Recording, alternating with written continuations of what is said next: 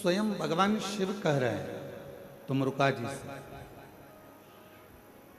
कि है तुमरुका मृत्युलोक में, भूमंडल पर, संसार सागर में, मृत्युलोक में, भूमंडल पर, संसार सागर में, कहीं पर भी जहां पर शिव महापुराण की कथा होगी, वो भूमि कोई साधारण नहीं होगी।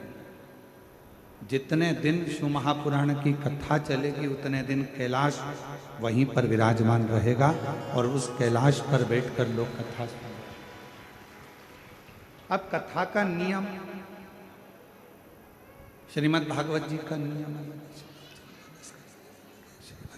श्रीमद् भागवत जी का नियम अलग है, श्री रामचरितमानस का नियम अलग है, विष्णु पुराण जी का नियम अलग है। सारी पुराणों को सुनने का नियम अलग अलग। और जितने शिव भक्त शिव महापुराण की कथा में बैठे हैं, जितने शिव भक्त आस्था चैनल पर सुन रहे हैं, फेसबुक यूट्यूब पर श्रवण कर रहे हैं, उनसे निवेदन करेंगे शिव महापुराण की कथा सुनने का भी एक अलग नियम है। शिव महापुराण की कथा सुनने का नियम कौन सा है? तो कहा शिव पुराण का एक सबसे बड़ा नियम है, आप अपने घर से जब शिव महापुराण की कथा को श्रवण करने के लिए जाओ या अपने घर में बैठकर टीवी के सामने या मोबाइल पर भी शिव महापुराण की कथा को श्रवण करो, उस समय पर तुम्हें ये पूर्ण विश्वास होना चाहिए कि कथा मैं नहीं, मेरा महादेव श्रवण कर रहा है और मेरे दुखड़े को हर रहा है। ये विश्वास, ये विश्वास, भरोसा, ये श्रद्धा, ये दृढ़ता आपके और हमारे जीवन में आनंद देता है। और फिर निवेदन है, अपना समय बिल्कुल बर्बाद मत करो। आपके मन में अगर शिव जी के प्रति विश्वास है, आपके मन में भगवान शंकर जी के प्रति भरोसा है, दृढ़ता है, विश्वास है, तो शिव महापुराण की कथा के पंडाल में जाकर बैठो, कहाँ तुम्हें जगह मिल जाए वहां जाकर बैठो।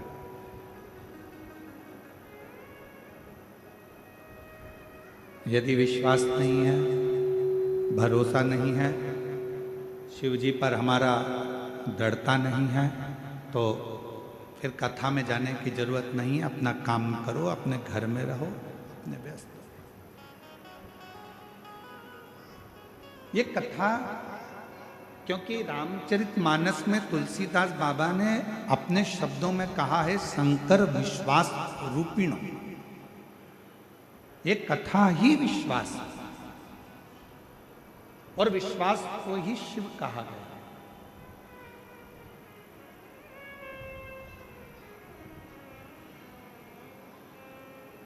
मानो तो मैं गंगा मां हूं, ना मानो तो बहता। अगर मानोगे तो मैं गंगा जी हूं, ना मानोगे तो बहता हुआ पानी। यह आपके ऊपर निर्भर करता है कि आप मुझे क्या मान रहे हैं, आप क्या स्वीकार कर रहे हैं, आप मुझ में क्या देख रहे हैं। अगर आपके भीतर विश्वास है कि मैं कथा में जाकर बैठूंगी, कथा श्रवण करूंगी, कथा सुनूंगा और मेरा बाबा मुझ पर करुणा करेगा, मेरा बाबा मुझ पर दया करेगा, मेरा बाबा मुझ पर करुणा करेगा, कृपा करेगा, दया करेगा, तो निश्चित है मेरा शिव आप पर करुणा जरूर करेगा। और 7 दिन की कथा जितने विश्वास के साथ, जितने भरोसे के साथ, जितनी दृढ़ता के साथ आप श्रवण करेंगे, उतना उतना शिव आप पर करुणा करना प्रारंभ कर देगा। दृढ़ता, विश्वास, भरोसा।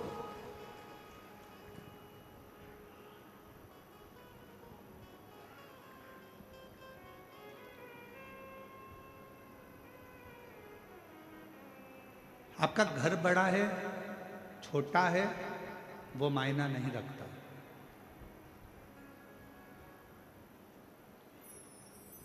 आप बहुत बड़े बंगले में रहते हो, वो मायना नहीं रखता। आप छोटे से मकान में रहते हो, वो मायना नहीं रखता। आपका घर बड़ा है या आपका घर छोटा है, वो मायना नहीं रखता। शिव महापुराण की कथा कहती है मायना वो रखता है कि आपके घर में रहने वालों का व्यवहार कैसे, आपके घर में जो रह रहे हैं, आपके घर में जो निवास कर रहे हैं, आपके घर में जो रह रहा है, उसका व्यवहार कैसे। मालूम पड़े बंगला तो बहुत बड़ा है, घर बहुत बड़ा है, और व्यवहार जो घर में रह रहे हैं 4 लोग, 5 लोग, 10 लोग घर के रहने वाले हैं, उनका व्यवहार ही अच्छा नहीं है, तो घर का बंगला किस काम का।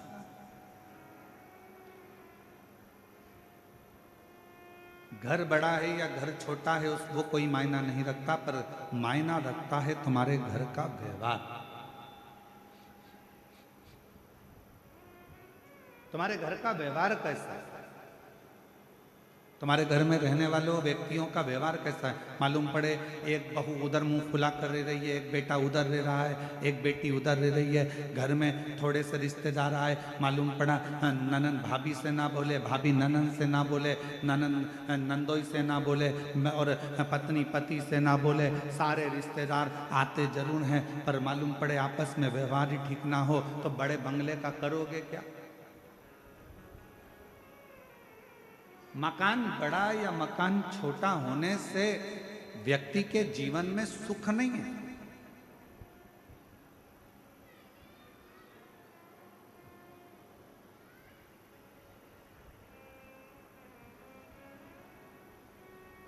धन का बिस्तर मिल जाए पर नींद को तरसे नैन, और कांटों पर भी सोकर आए किसी के मन को चैन। कोई कारण होगा। मालूम पड़े डनलप का गद्दा लगा है, एसी लगा है, खूब जोरदार मलमल की रजाई भी है, तकिया भी बिल्कुल एकदम कोमल है, और बड़े आराम से कमरा भी बिल्कुल क्लीन साफ एकदम बढ़िया है, और मालूम पड़े धन का बिस्तर मिल जाए पर नींद को तरसे ने। घर बड़ा है, बंगला बड़ा है, गाड़ी बड़ी है, कमरा बड़ा है, पलंग बड़ा है, गादी बड़ी है, तकिया बड़ा है, सारे सुख अपने आप उस कमरे के अंदर। ऐसा कोई सुख नहीं है जो तुम्हारे सोने के कमरे में नहीं है, और फिर भी तुमको रात को सोते समय एक ना एक गोली खाकर सोना पड़ रहा है। कभी घुटना दुख रहा, कभी कमर दुख रही, कभी कंधा दुख रहा, कभी सिर दुख रहा, कभी कोनी दुख रही, कभी पंजा दुख रहा। 24 घंटे में रात्रि के समय पर यदि चैन की नींद नहीं आ रही है तो समझ लेना कि धन तो बढ़ गया पर मन की शांति नहीं बढ़ पाई है। वो मन की शांति को बढ़ाने का एक स्थान ढूंढ, मन की शांति को बढ़ाने का एक केंद्र बिंदु ढूंढ। क्या देती है शिव महापुराण की कथा।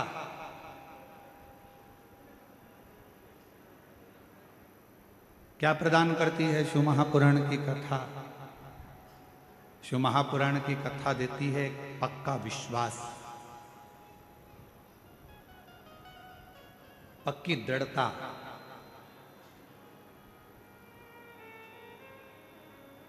घर अच्छा हो और माहौल अच्छा नहीं हो ना तो उस घर में रहने का मन नहीं करता,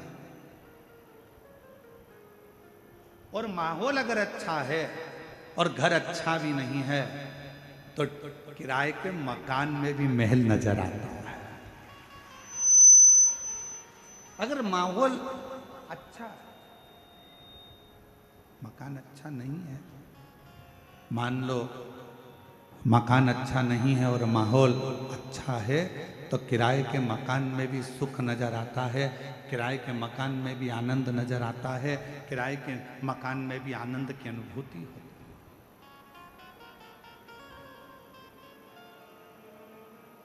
किराए का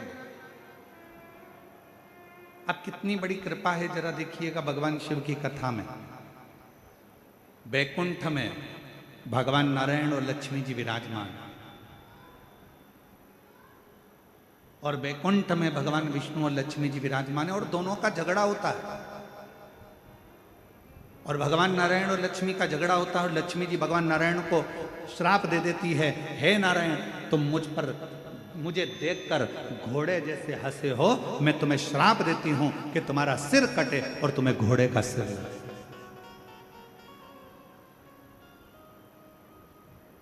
अब देखिए जरा, श्राप दिया गया। अब ब्रह्मा जी और ब्रह्माणी जी ब्रह्मलोक में निवास करते हैं और दोनों जनी वहां रहकर बड़ा आनंद का जीवन जी रहे होते हैं। और इतने में यज्ञ होता है, अनुष्ठान होता है, और उस अनुष्ठान में माता ब्रह्मणी के आने में देरी हो जाती है। माता सावित्री उस यज्ञ के अंतर्गत विराजमान हो जाती हैं और माता ब्रह्मणी उनको श्राप दे देती हैं, ब्रह्मा जी तुम्हारी अर्धांगिनी होने के बाद भी तुमने यज्ञ में मेरी प्रतीक्षा नहीं करी, मैं तुम्हें श्राप देती हूं कि मृत्यु लोक में कहीं पर भी तुम्हारे मंदिर नहीं होंगे, मृत्यु लोक में कहीं पर तुम्हारा पूजन ना हो, केवल एक पुष्कर की भूमि ऐसी होगी जहां पर तुम्हारा पूजन होगा, जहां पर तुम्हारा मंदिर। अब जरा विचार करिए, बैकुंठ लोक है, वहां पर भी भगवान नारायण और लक्ष्मी का थोड़ा सा विवाद हुआ, लक्ष्मी जी ने श्राप दिया। ब्रह्मलोक है, ब्रह्मलोक में भी सारा ठाठ है और माता ब्रह्मणी ने ब्रह्मा जी को श्राप दिया।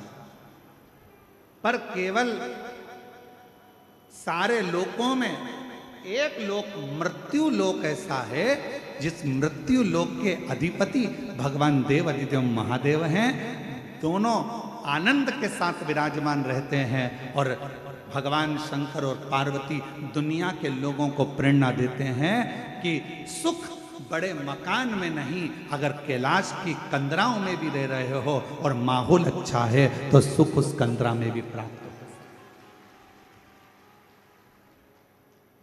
सुख उस कंदरा में भी मिल सकता है, सुख उस कंदरा में भी प्राप्त हो सकता है।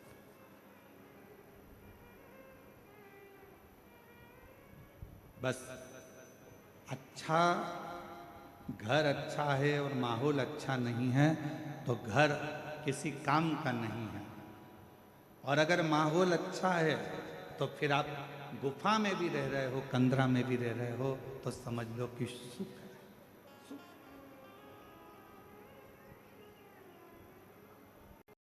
और देख लिया संसार हमने, देख लिया सब मतलब के यार हमने, देख लिया झूठे नाते झूठे रिश्ते, झूठे नाते झूठे रिश्ते, अरे झूठा है संसार हमने देख लिया सब मतलब के यार हमने देख लिया, देख लिया संसार हमने देख लिया सब मतलब के यार हमने देख लिया। ये संसार की धारणा भगवान शंकर की ये पवित्र कथा, शिव महापुराण की ये पवित्र कथा, श्रावण महीने में जितने भी भक्त इस शिव महापुराण की कथा को श्रवण कर रहे हैं, जयंती स्टेडियम भिलाई छत्तीसगढ़ की इस पवित्र धरा से बोलबम सेवा समिति के नेतृत्व में ये जो कथा चल रही है, इस कथा को आप श्रवण करें और ये विचार करें कि अपने घर का माहौल हमें कैसा रखें।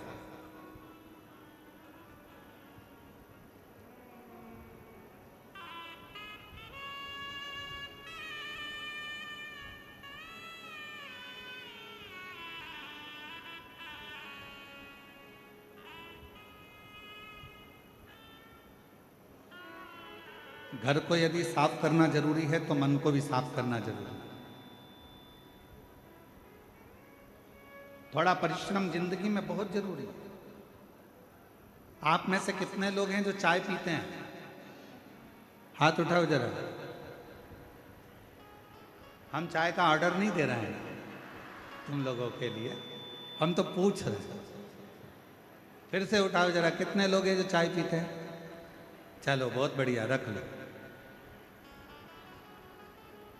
चाय पीने से कभी जीवान जली कि नहीं जली तुम्हारी? जम के तो बोलो, आवाज नहीं आई। जली है ना? अब तुम्हारी जीवान अगर चाय पीने से जली तो तुम में से कितने लोग हैं जिनकी जीवान चाय पीने से जली और उनने चाय पीना छोड़ दिया? जम के तो बोलो, छोड़ा किसी ने? नहीं। हमारे दया सिंह जी के घर की भाभी और बहुएं हाथ हिला रही, नहीं गुरुजी हम नहीं छोड़ा।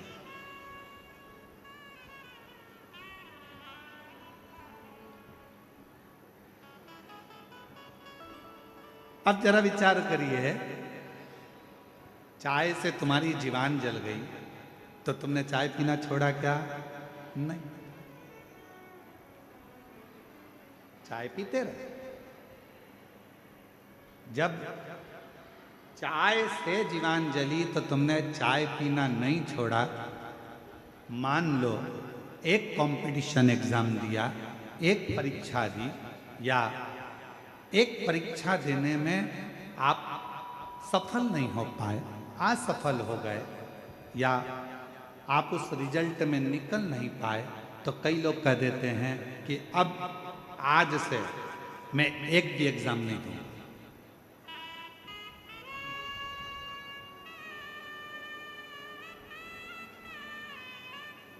अब मैं कोई परीक्षा नहीं दूंगा। अरे भाई, चाय से जीवान जल जाती है तो लोग चाय पीना नहीं छोड़ते, पीते रहते हैं। अगर एक एग्जाम नहीं निकल पाए, एक परीक्षा नहीं पास कर पाए, तो क्यों टेंशन लेना? चाय पीना नहीं छोड़ी, उसी तरह एग्जाम देना मत छोड़ो। एक ना एक दिन तुमको उस मंजिल तक वो एग्जाम पहुंचाई दे। क्यों हिम्मत हारते हो? क्यों टेंशन लेते हो? अपनी हिम्मत नहीं हार। और मैंने तेरे ही भरोसे, जिसको आता है वो साथ में गाया करो। मैंने तेरे ही भरोसे हवा बिच उड़ती जावांगी, बाबा डोर हटो छड़ी नामे कटी जावांगी, भोले मैं तेरी पतन, शंभू मैं तेरी पतन, हवा बिच उड़ती जावांगी, बाबा डोर हटो छड़ी नामे कटी जावांगी, भोले मैं तेरी पतन। क्यों हिम्मत हारना? परिश्रम करते जाओ। कई लोग कहते हैं गुरुजी हमारे घर का माहौल ठीक नहीं है, अब मैं घर में नहीं रहूंगी, मैं घर छोड़कर चली जाऊंगी। कोई कहता है मैं घर छोड़कर चले जाऊंगा, मैं ऐसा कर लूंगा। शिव महापुराण की कथा कहती है अपने घर का माहौल ठीक करने की जवाबदारी किसी दूसरे ने नहीं ली है। अपने घर के माहौल को ठीक करने की जवाबदारी आपकी अपनी स्वयं।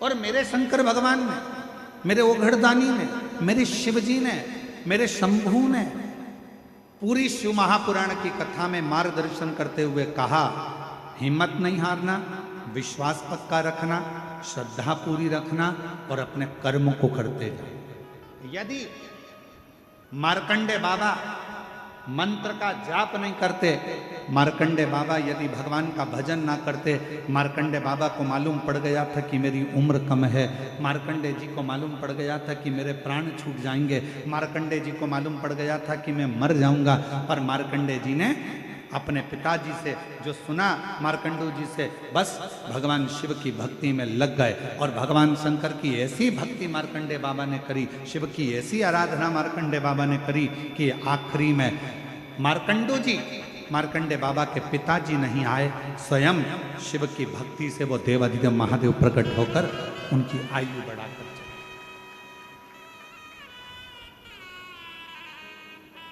स्वयं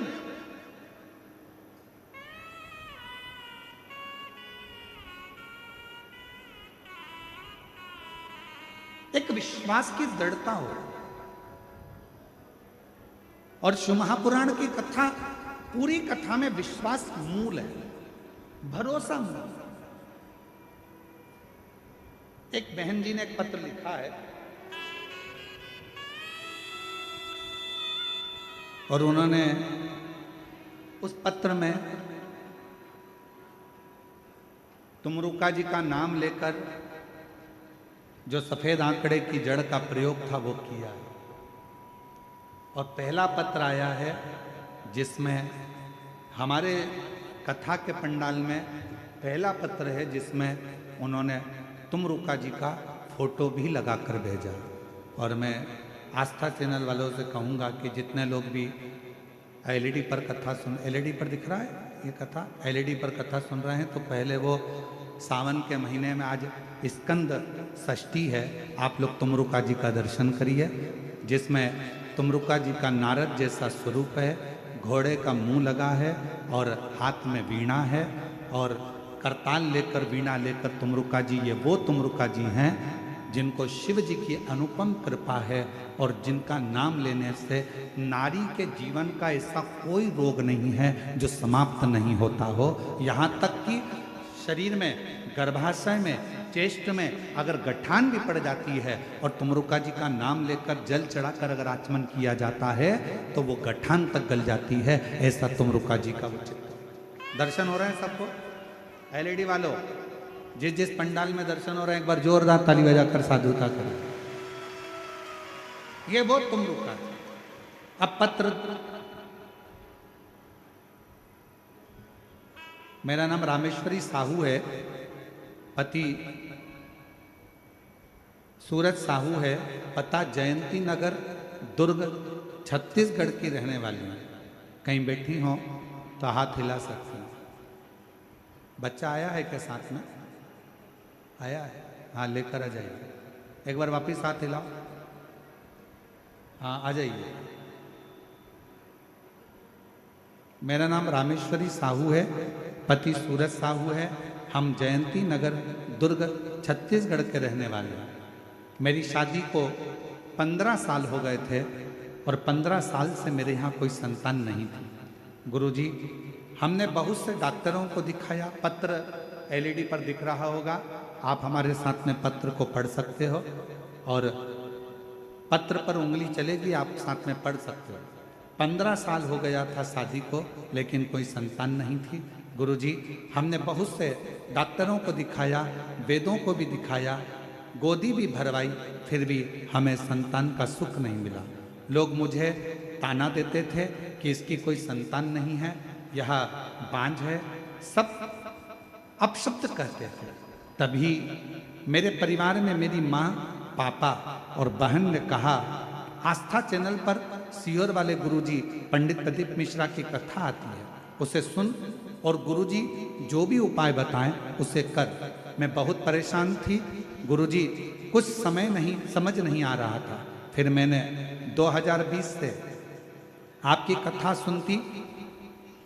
सुनना प्रारंभ करी और सुनते सुनते विश्वास हो गया कि अब संतान देगा तो मेरा भोलेनाथ ही देगा।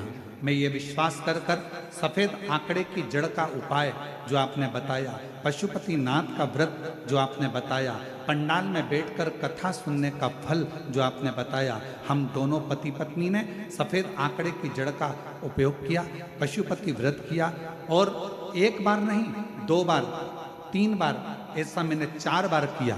आप कहते हो ना हिम्मत मत हारना, बाबा ने ऐसी कृपा करी गुरुदेव, डॉक्टर के हिसाब से मैं माँ नहीं बन सकती थी, पर बाबा की कृपा से 2024 में मेरे घर में बाबा की कृपा से संतान ने जन्म लिया 15 साल के बाद। 15 वर्ष। एक लाइन अच्छी लिखी है, आप और हम गुनगुना लो। अरे लुटा दिया भंडार काशी वाले ने, दिया माला मान काशी वाले ने, लुटा दिया भंडार काशी वाले ने, कर दिया माला मान काशी वाले ने लुटा दिया भंडार काशी वाले ने लुटा दिया भंडार काशी वाले ने लुटा दिया भंडार काशी वाले ने कर दिया माला माँ काशी वाले ने लुटा दिया भंडार काशी वाले ने कर दिया माला माँ काशी वाले ने जो जैसी भावना लाया वो वैसा ही फल पाया। जो जैसी भावना लाया वो वैसा ही फल पाया नहीं खाली उसे लौटाया वो मन ही मन हरसाया नहीं खाली उसे लौटाया वो मन ही मन हरसाया और कर दिया। आप भी बोलो साथ में, श्रावण का महीना चल रहा है, बड़े प्रेम से कर दिया मान माल काशी वाले ने लुटा दिया। भंडार काशी वाले ने। इस पत्र में उन्होंने एक लाइन लिखी है, बड़ी अच्छी लाइन, देखिए।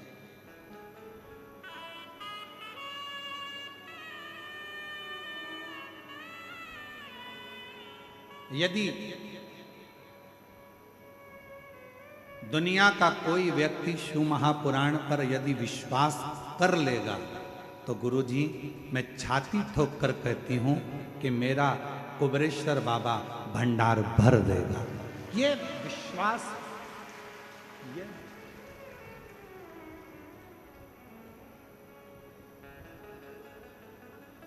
और जितनी मेरी जीजियां बैठी हैं, जितने मेरे जीजा बैठे हैं, जितनी मेरी बेटियां बेटाएं, मेरी माताएं जितनी बैठी हैं, मैं आपको निवेदन करूं, जितने विश्वास से आप शिव महापुराण की कथा को श्रवण करेंगे, और ये विश्वास ही तो है जो 5 पंडाल लगे होने के बाद भी भक्तों का सैलाब पंडालों के बाहर खड़ा हुआ है, ये आपका विश्वास और आपकी दृढ़ता और आपका भरोसा है। ये विश्वास नहीं तो और क्या, यही विश्वास, यही विश्वास।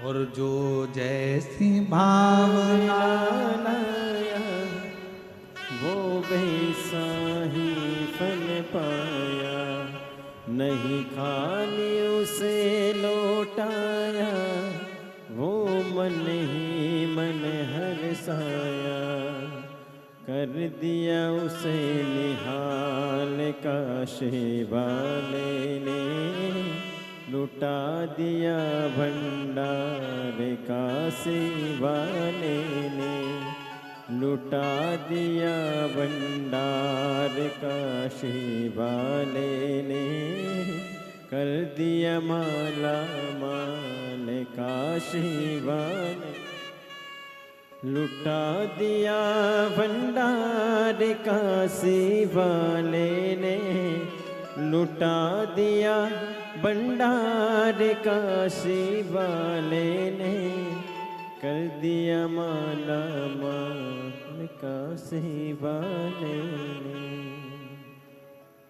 भंडार काशी वाले ने कर दिया माला माल काशी वाले ने।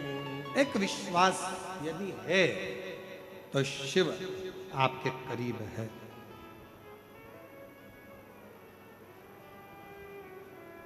क्या कहती है देवराज ब्राह्मण की कथा। देवराज तो कभी शंकर जी के मंदिर ही नहीं गया। देवराज तो कभी भगवान शंकर को जानता तक नहीं था। जिस देवराज ब्राह्मण ने कभी मंदिर नहीं गया, जल नहीं चढ़ाया, पूजन नहीं करी, अर्चना नहीं करी, आराधना नहीं करी, साधना नहीं करी, मंत्र नहीं जपा, अनुष्ठान नहीं किया, पूजन नहीं की, अर्चना नहीं की, और वो शिव जी के धाम चले गया।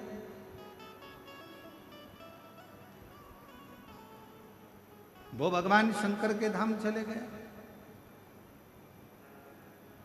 ए मेरी छत्तीसगढ़ की जीजियों और मेरे छत्तीसगढ़ के जीजाओं, बेटियों, बेटाओं, मेरी माताओं, आपसे निवेदन करूं, एक बार एकांत में बैठना और एकांत में बैठकर कभी इस बात पर विचार करना कि देवराज ने आखिर पुण्य कौन सा करा था।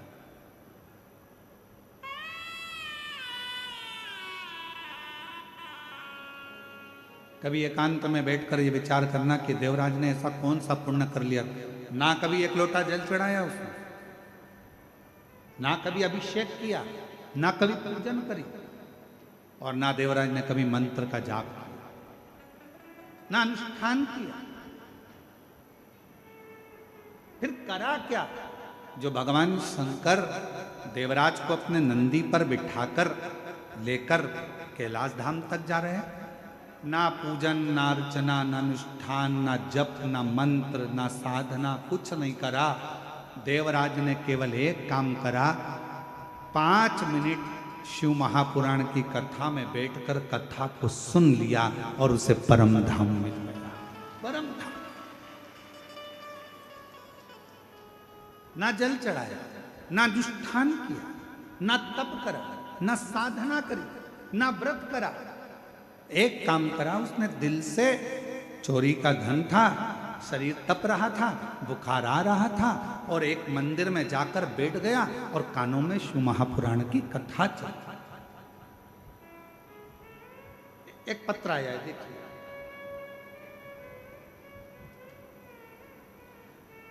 मेरा नाम योगिता शर्मा है, मैं राजिम की निवासी हूँ, जिला गरियाबाद से आई हूँ।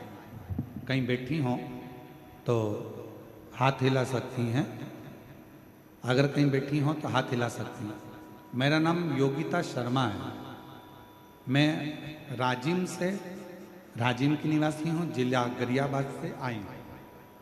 और अगर कहीं बैठी हों तो हाथ हिला दें, और अगर बैठी हों आप ही हैं ऐसा हाथ हिला दो, वापिस हिलाओ। आइए एक बेलपत्र लेकर जाइए, आ जाइए। गुरुजी, मैं पशुपतिनाथ के व्रत की महिमा, एक लोटा जल व मंदिर की साफ सफाई का कितना बखान करूं उतना कम है। पत्र को आप लोग एलईडी पर पढ़ सकते हैं। मैं पशुपतिनाथ जी, मेरा बेटा निकाल नहीं पाया। दूसरी बार फिर से उसने यूपीएससी की परीक्षा दी, इंटरव्यू दिया, सिलेक्शन नहीं हुआ। एक बार फिर शॉर्ट लिस्ट में उसका नाम आया। हमें लगा कुछ महीने में उसका सर्विस ऑर्डर आ जाएगा, पर कुछ नहीं हुआ।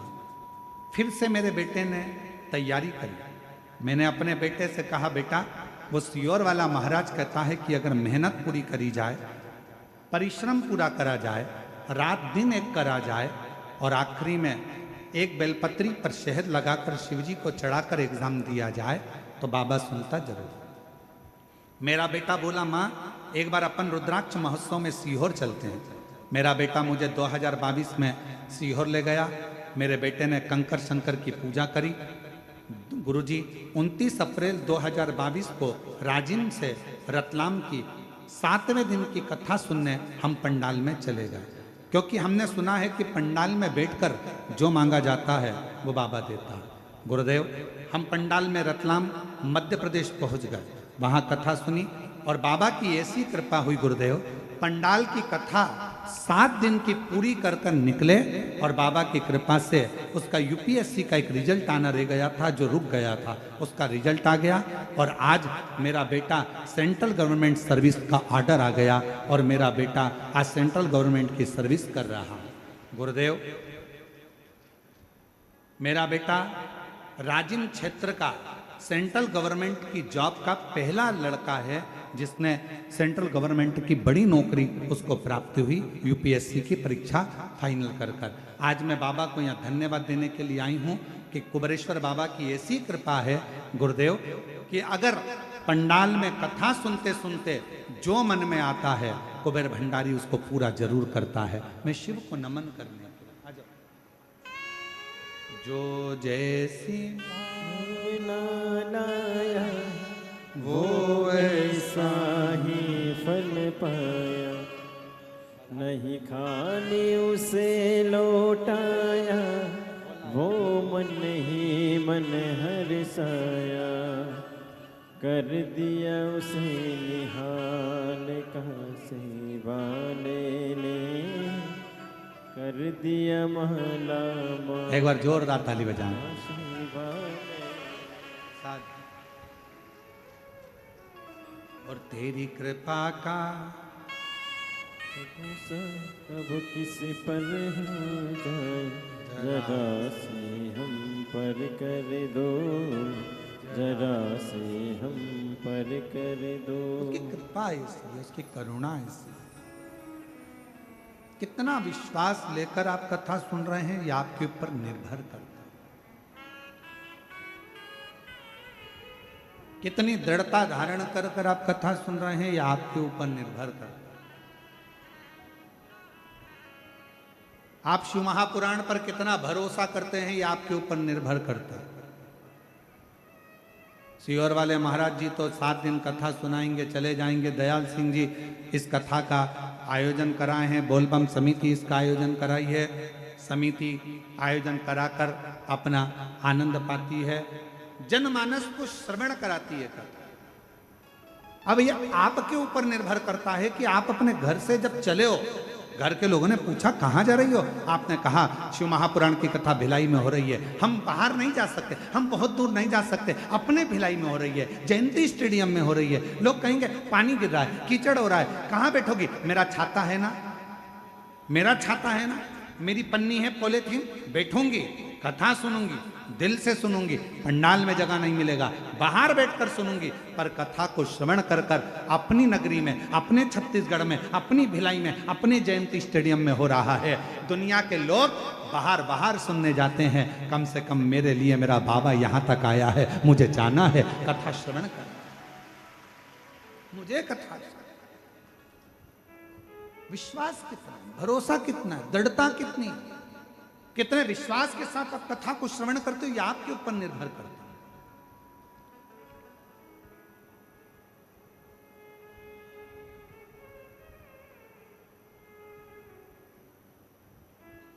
अरे बारिश हो रही है, कहां जा रही है? बारिश का काम है बरसना, और हमारा काम है कथा को श्रवण करना। यह हमारा कार्य, हम सुन।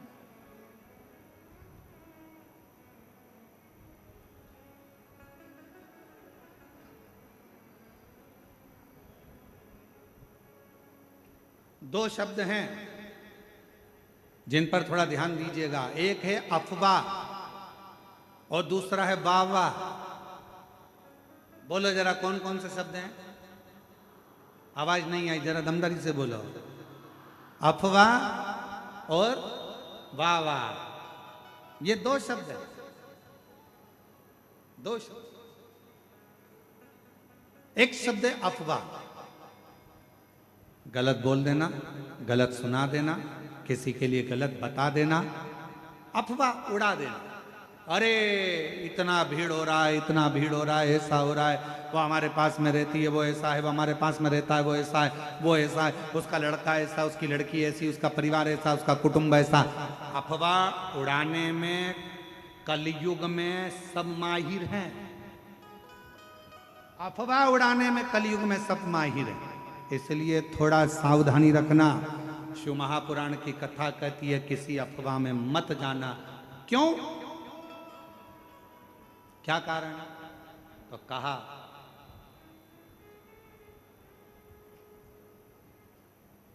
अफवाह और वाह वाह, ये दो शब्द व्यक्ति को बर्बाद कर देते।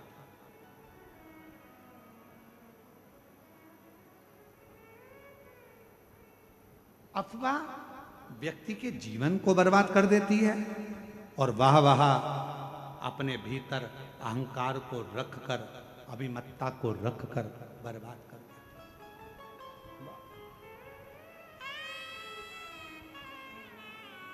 इसलिए थोड़ा सावधान। एक कितना सुंदर प्रसंग है, एक गांव में एक बुजुर्ग व्यक्ति रहता था, बड़ा बड़ा प्रतिष्ठित था, बड़ा प्रतिष्ठित।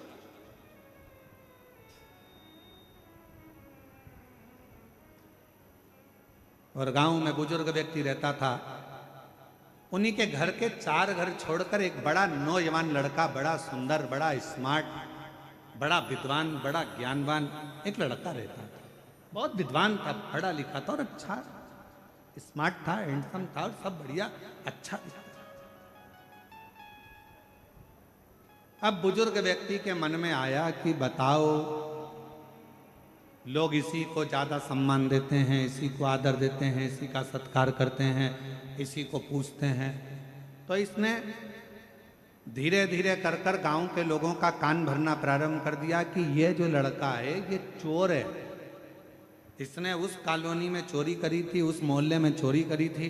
धीरे धीरे अफवाह उड़ाना प्रारंभ करा और अफवाह ऐसी उड़ाई कि पूरे गांव में, पूरे नगर में बात हो गई कि ये लड़का चोर है। सब दूर खबर हो गई, ये चोर है, इसने चोरी करी। अब बात चलते चलते एक दिन नगर के गांव में चोरी हो गई और चोरी का इल्जाम गांव के लोगों ने किस पे लगाया? उसी लड़के पर लगाया जो चोर नहीं था, पर ईर्ष्या से उसको चोर बना दिया गया और चोरी का इल्जाम लगा दिया। चोरी का इल्जाम जैसे ही लगा, चोरी का इल्जाम लगते से उस लड़के को पकड़ा गया, थाने में लेकर गए, बंद किया। बंद करने के बाद जब निर्णय लिया गया, सारे सबूत देखे गए, तो मालूम पड़ा कि इस लड़के ने तो चोरी ही नहीं की। चोरी सूचना पाई कि इस पर चोरी का इल्जाम लगाया किसने, तो कहा कि एक गांव का व्यक्ति है और उस गांव के व्यक्ति ने इस पर चोरी का इल्जाम लगाया। उस गांव के बुजुर्ग व्यक्ति को बुलाया और पूछा गया, तुमने इस नवयुवक लड़के की जिंदगी खराब कर दी, तुमने इस नवयुवक युवान लड़के का जीवन बर्बाद कर दिया और तुमने इस पर चोरी का इल्जाम लगा दिया। वो बुजुर्ग व्यक्ति आंखों से आंसू भरकर रोने लगा। मैंने तो हंसी हंसी में टिप्पणी करी थी छोटी सी, मैंने तो हंसी हंसी में बस ऐसे ही बोल दिया था, मैंने तो हंसी हंसी में बस ऐसे ही नाम ले दिया था। इतने में सरपंच को गुस्सा आ गया और सरपंच ने कहा इसका निर्णय कल लिया जाएगा। एक काम करना, तुमने हंसी हंसी में जो काम किया है, जो तुमने बोला है, इस लड़के के लिए जो तुमने इस लड़के के लिए बोला है, एक कागज में लिखो, उस कागज को फाड़ो, फेंक दो और कल आते आते उस कागज के टुकड़ों को वापस लेकर आना। निर्णय कल दिया जाए। बुजुर्ग व्यक्ति ने वही बात लिखी, फाड़ी, फेंकी, वापिस आया। कागज का एक टुकड़ा, 2 टुकड़ा उसको मिला, बाकी का कोई टुकड़ा उसको नहीं, कोई टुकड़ा नहीं। सरपंच ने कहा बाकी के कागज के टुकड़े कहाँ हैं? तो कहा वो तो हवा में उड़ गए, मैं सब लेकर नहीं आ पाया। सरपंच ने कहा बुजुर्ग व्यक्ति से, बाबा जी किसी के लिए कुछ कह देना हवा में उड़ने के बराबर है। उसकी जिंदगी बर्बाद हो गई। तुम्हारी जरा सी हंसी में, जरा सी अफवाह में, जरा से अपशब्द में किसी का जीवन बर्बाद हो जाता है, फिर वो जीवन संभल नहीं पाता है, संभल नहीं पाता। कहना सरल है, किसी के लिए अफवाह उड़ाना सरल है। वो लड़का ऐसा, वो माता ऐसी, वो भाई ऐसा, वो बुजुर्ग ऐसा, वो व्यक्ति ऐसा, उसने ऐसा कर दिया, उसने वैसा। अफवाह उड़ाना सरल है, अफवाह में कहना सरल है, किसी के लिए आड़ा टेढ़ा कहना सरल है, किसी के लिए अफवाह उड़ाना सरल है, किसी के लिए अपशब्द कहना सरल है। परंतु उस अफवाह का जो बाद में निर्णय निकलता है, वो व्यक्ति को झंझोड़ देता है कि वो व्यक्ति ऐसा नहीं था और दुनिया के लोगों ने उसको गलत ठहरा दिया। गलत। 2 शब्द हैं, एक अफवाह और दूसरा वाहवाह। अफवाह भी हमारे जीवन को नष्ट कर देता है, हमारे विचारों को नष्ट कर देता है। और दूसरे नंबर पर है वाहवाह। अगर कोई तुम्हारी तारीफ कर रहा है, वाह वाह बोल कर तारीफ कर रहा है, बहुत बढ़िया भैया, बहुत, तो वाह वाह कर रहा है तो समझ लेना ये हमारे भीतर कहीं अहंकार को तो नहीं भर रहा, हमारे भीतर कहीं अभिमतता को तो नहीं भर रहा।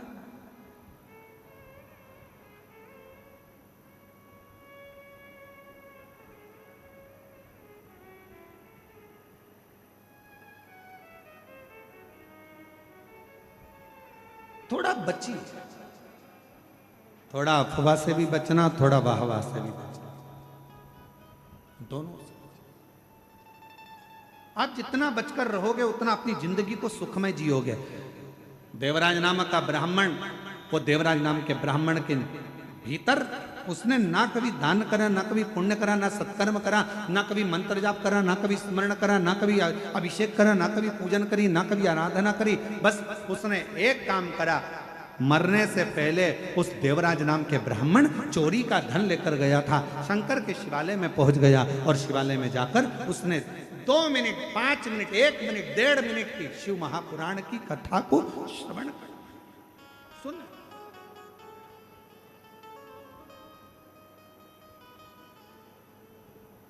और फिर निवेदन करूं इस पवित्र व्यासपीठ से, फिर निवेदन करूं इस पवित्र श्रावण के महीने के इस पावन कथा से, पावन कथा के रसपान। आपने सावन के महीने में यदि अभिषेक नहीं करा है, सावन के महीने में यदि पूजन नहीं करी है, सावन के महीने में अगर शिव जी के मंदिर नहीं गए हो, सावन के महीने में अगर शंकर भगवान का मंत्र जाप नहीं करा है, सावन के महीने में अगर नाम जाप नहीं करा है, तो श्रावण के महीने में अगर बन सके तो शिव महापुराण की कथा 2 मिनट 5 मिनट की अवश्य पंडाल में जाकर श्रवण करो, तुम्हें उसका फल अवश्य प्राप्त।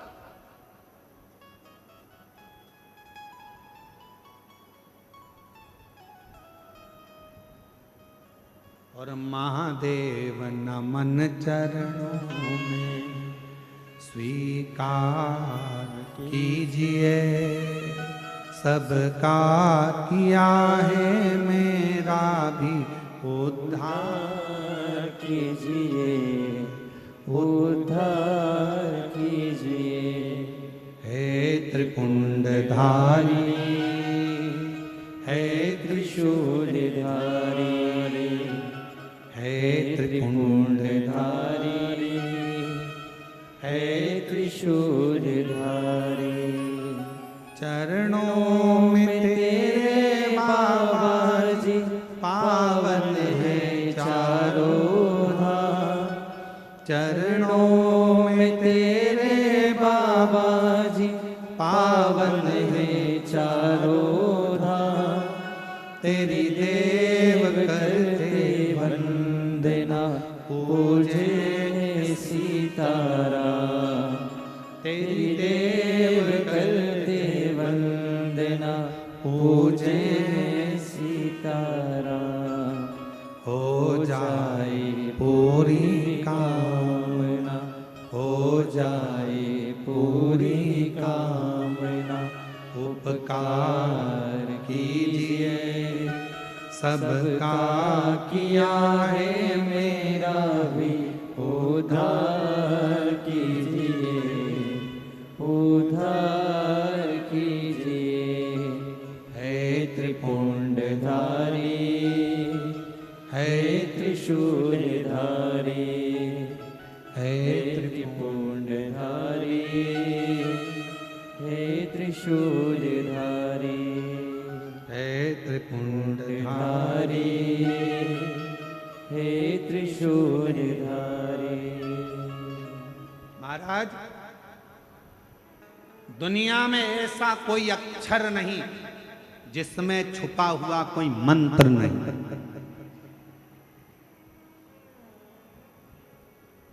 संपूर्ण ब्रह्मांड में, दुनिया में ऐसा कोई अक्षर नहीं जिसमें छुपा हुआ मंत्र नहीं, और दुनिया में कोई ऐसा वृक्ष नहीं, पौधा नहीं जिसमें औषधि का गुण नहीं। दुनिया में ऐसा कोई पौधा, ऐसा कोई वृक्ष नहीं है जिसमें औषधि का गुण नहीं है। और दुनिया में कोई ऐसा मनुष्य नहीं जिसके अंदर कोई ना कोई गुण नहीं। परमात्मा सबको गुणवान बनाकर पैदा करता है। हर वृक्ष में, हर पौधे में औषधि होती है। हर शब्द में, हर अक्षर में मंत्र होता है।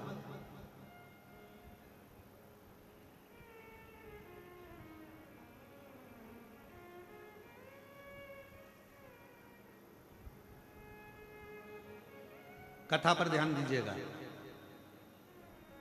चंचुला देवी पति बिंदुक के लिए शिव महापुराण की कथा सुन रही। दिवस निकलते गए और दिवस निकलते निकलते चंचुला देवी के मन में एक प्रश्न खड़ा हुआ।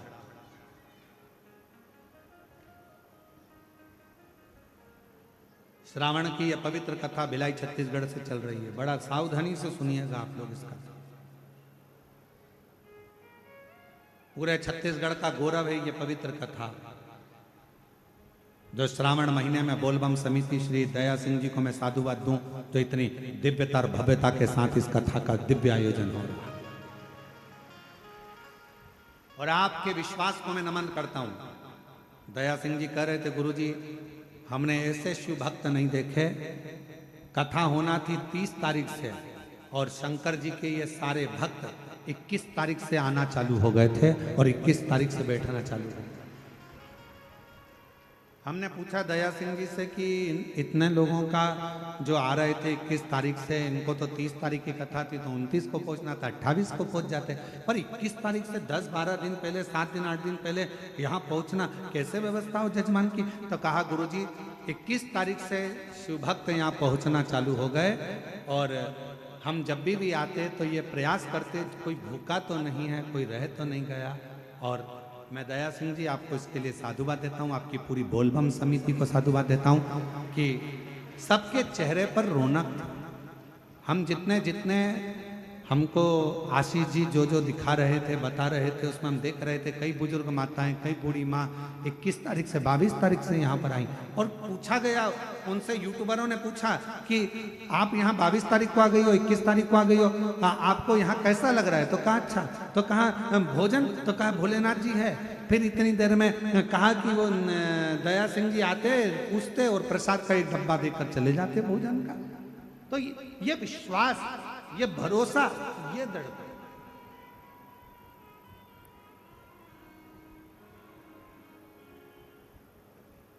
इसलिए इस कथा को हम कहेंगे कि पूरे छत्तीसगढ़ का गौरव है ये शिव महापुराण की कथा, भिलाई जयंती स्टेडियम की कथा। ये गौरव है छत्तीसगढ़ का एक आनंद।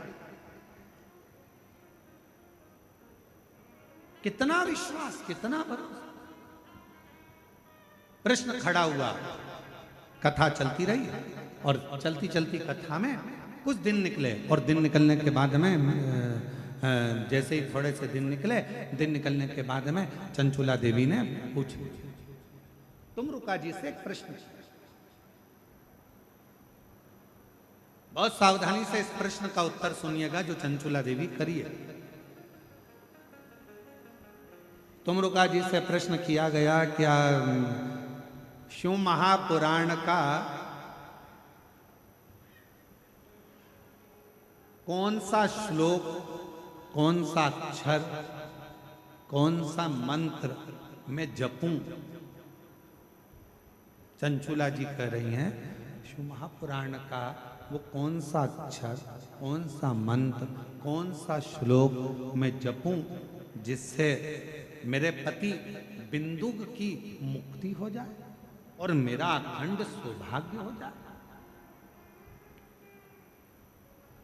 मेरा पति बिंदुक प्रेत योनि में पड़ा हुआ है और प्रेत योनि में पड़े हुए मेरे पति की मुक्ति होना बड़ा कठिन है और मेरे वापिस मेरा सौभाग्य, मेरा सिंदूर अमर हो जाए। शिव महापुराण का वो कौन सा श्लोक, शिव महापुराण का वो कौन सा अक्षर, शिव महापुराण का वो कौन सा मंत्र मैं जपूं जिससे मेरा पति को मुक्ति मिले और मेरा अखंड सौभाग्य हो। तुम रुका जी मुस्कुरा कर कहे रही है चंचुला। शिव महापुराण की कथा ही मंत्र है, शिव महापुराण की कथा ही श्लोक है, और शिव महापुराण की कथा ही अक्षर है, और शिव महापुराण की कथा ही पार करने वाली नैया है। सुन लिया हो।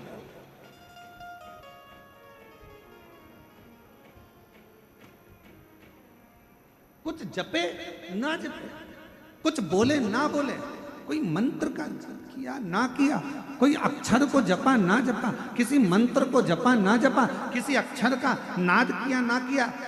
आज के ज़माने में लोगों के अंदर बहुत बड़ा भ्रम पड़ा हुआ है। हाँ, हम ओम नमः शिवाय बोले, नमः शिवाय बोले, हम ये बोले कि हम वो बोले, हम ये शब्द बोले कि हम वो शब्द बोले, हम ओम नमो भगवते वासुदेवाय बोले कि हम राम बोले, कि हम कृष्ण बोले, कि हम शंकर बोले, कि हम शिव बोले, कि हम भोलेनाथ बोले, कि हम शंभुनाथ बोले। आज के ज़माने में दुनिया के लोगों ने भगवान शंकर को ऐसा बांट दिया, कोई कहता है शिव अलग हैं, कोई कहता है शंकर अलग हैं, कोई कहता है शंभु अलग हैं, कोई कहता है महादेव अलग हैं, कोई कहता है ये अलग हैं। शिव महापुराण की कथा कहती है हमें ज्यादा आडंबर में नहीं पढ़ना, हमें ज्यादा दिखावे में नहीं पढ़ना। हम तो एक बात जानते हैं कि हमारे घर के नजदीक में जो शंकर जी का शिवलिंग है वही हमारा शंकर है, वही हमारा पिता है, और वही हमारा सुनने वाला है।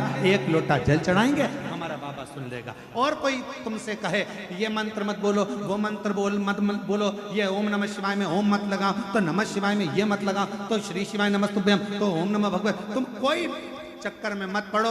तुम्हारा दिल करे तो राम बोलो, तुम्हारा दिल करे तो कृष्ण बोलो, और तुम्हारा दिल करे तो शिव बोलो, और तुम्हारा दिल करे तो नमः शिवाय बोलो, तुम्हारा दिल करे तो ओम नमः शिवाय बोलो, और तुम्हारा दिल करे तो श्री शिवाय नमस्तुभ्यम बोलो, और तुम्हारा दिल करे तो ओम नमो भगवते वासुदेवाय बोलो। तुम्हारा दिल करना चाहिए, क्योंकि दिल तुम्हारा है, मन तुम्हारा है, और महादेव तुम्हारा है। दिखावे से वो प्रसन्न नहीं, आडंबर से नहीं प्रसन्न।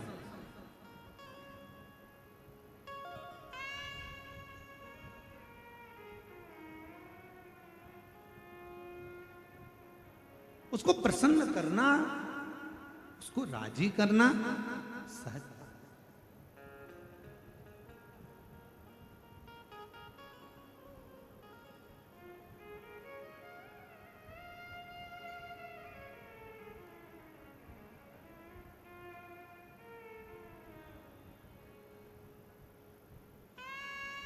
बस उसके चित्त वृत्ति में, मन में थोड़ा सा भाव प्रकट करें।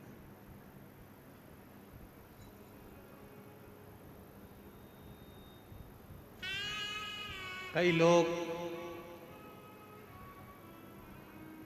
रो रो कर खुद मरना पसंद करते हैं। रोते, दुख आ गया रो रहे हैं, तकलीफ आ गई रो रहे हैं, कष्ट आ गया रो रहे हैं। दुनिया के कई लोग रो रो कर खुद मरने की इच्छा करते हैं। शिव महापुराण की कथा कहती है रो रो कर मरने से अच्छा है हंस हंस कर, प्रसन्न रहकर, खुश रहकर अपने गम को, दुख को मार दो, और तुम्हारी प्रसन्नता देखकर दुनिया के लोग वैसे ही मर जाएंगे। तुम अपने आप प्रसन्न रहना तो चालू करो। जितना रोगे उतने दुनिया के लोग हंसेंगे।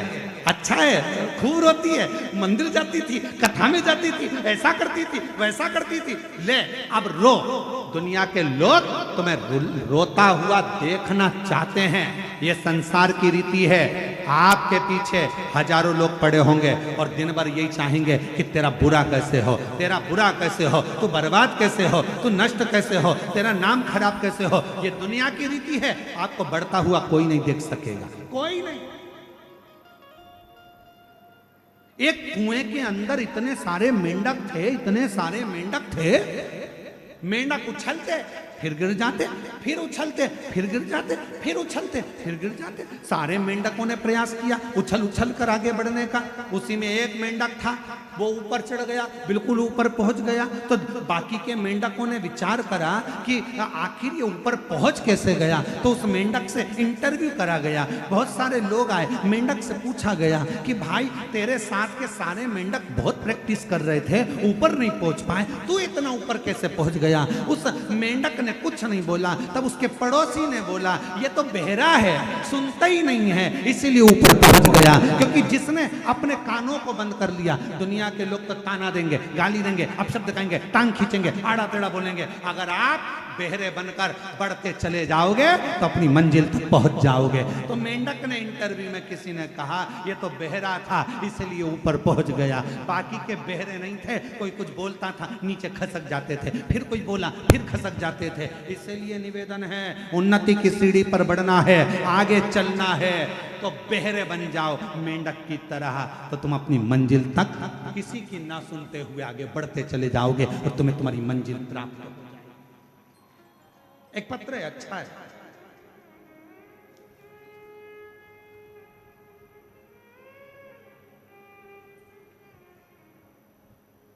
मेरा नाम कविता टेम्बरे है।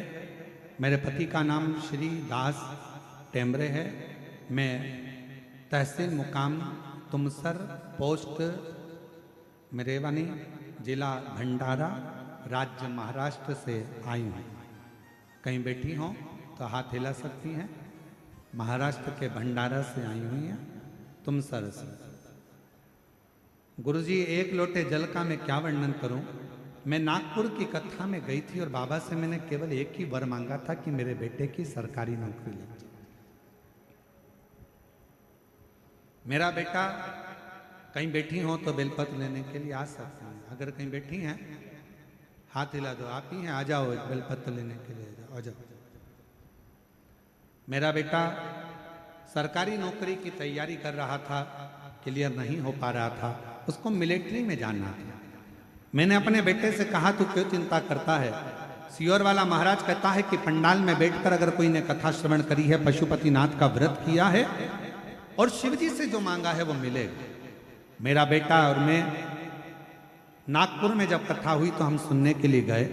पंडाल में बैठकर हमने कथा श्रवण करी, जो बन सका वैसी सेवा करी, पशुपतिनाथ का व्रत किया और बाबा की ऐसी कृपा हुई गुरुदेव कि मेरा बेटा केवल 19 साल का हुआ और उसका सिलेक्शन आर्मी इंडियन में हो गया। इंडियन आर्मी के अंतर्गत उसका सिलेक्शन हुआ और बाबा की कृपा से मेरा बेटा पंजाब फिरोजपुर में ड्यूटी दे रहा है, जिसका मैं फोटो लगा रही हूँ। वो नहीं आ पाया पर मैं यहाँ आकर बाबा को प्रणाम करने के लिए आई हूँ। उसका फोटो लगा है, आप लोग एलईडी पर देख सकते हैं। मेरा बेटा फिरोजपुर में पंजाब में ड्यूटी दे रहा है। शिव कृपा किसको कहते हैं, शंकर किसको कहते हैं, उसकी उदारता किसको कहते हैं। मत सुन। आग लगे बस्ती में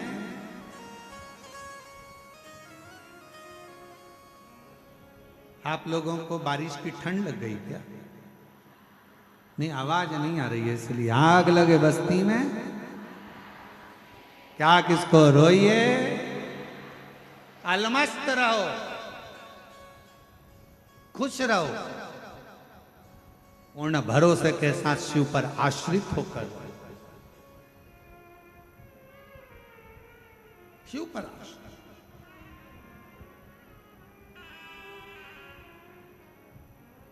और धीमा बजाओ भोलानाथ डमरू, धीमा बजाओ, धीमा बजाओ भोलानाथ डमरू, धीमा बजाओ, धीमा बजाओ भोलानाथ डमरू, धीमा बजाओ, धीमा बजाओ भोलानाथ डमरू, धीमा बजाओ, धीमा बजाओ बाबा, धीमा बजाओ, धीमा बजाओ भोला, धीमा बजाओ, धीमा बजाओ भोला, धीमा बजाओ,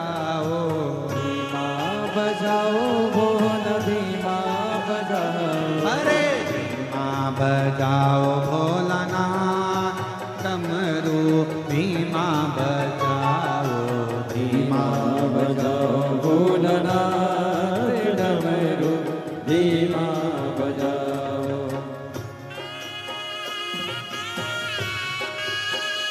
दोनों हाथों से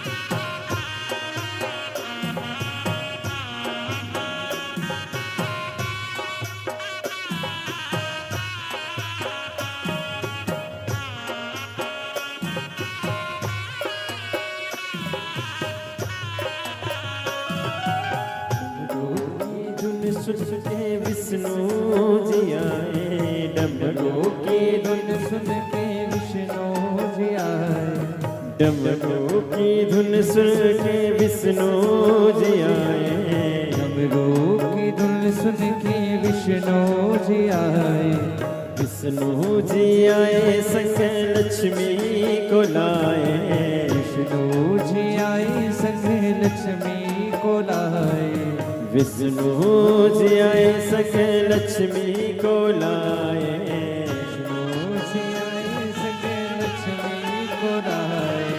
धीमा बजाओ भोलानाथ डमरू धीमा बजाओ, धीमा बजाओ भोलानाथ डमरू धीमा बजाओ, धीमा बजाओ भोला धीमा बजाओ, धीमा बजाओ भोला धीमा बजाओ, धीमा बजाओ भोला धीमा बजाओ, धीमा बजाओ भोला धीमा बजाओ, धीमा बजाओ भोलानाथ डमरू धीमा बजाओ, धीमा बजाओ भोलानाथ डमरू धीमा बजाओ।